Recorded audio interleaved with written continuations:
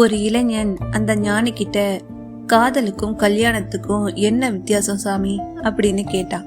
அதுக்கு சொல்றேன், அங்க தெரிகிற ரோஜா தோட்டத்துல இருக்கிறதுலே உயரமான ரோஜா செடிய எடுத்துட்டு வா, முக்கியமா போன வழியா திரும்பி வரக்கூடாது அப்படின்னு சொன்னாரு. அவனும் போய் தேடி பார்த்துட்டு வேற வழியா வந்தான். கையில எந்த செடியும் இல்லை.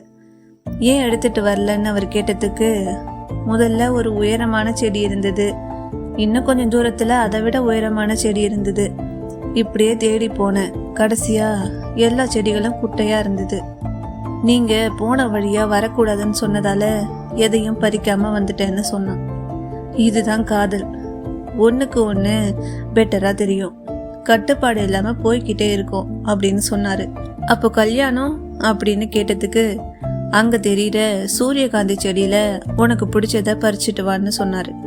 ஆனா அதை பறிச்சதுக்கு அப்புறம் வேற பூவை பறிக்க கூடாது அப்படின்னு சொன்னாரு.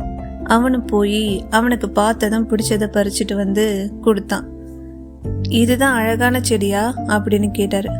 இல்ல, இதை விட அழகான செடியெல்லாம் இருந்தது, ஆனா போன மேல கோட்டை விட்ட மாதிரி விடக்கூடாதுன்னு முதல்ல இருந்த எனக்கு பிடிச்ச செடிய பிடுங்கிட்டு வந்துட்டேன். நீங்க சொன்ன மாதிரி மற்ற செடிகள் அழகா இருந்தாலும் அதை நான் பறிக்கலைன்னு சொன்னான். இதுதான் கல்யாணம்.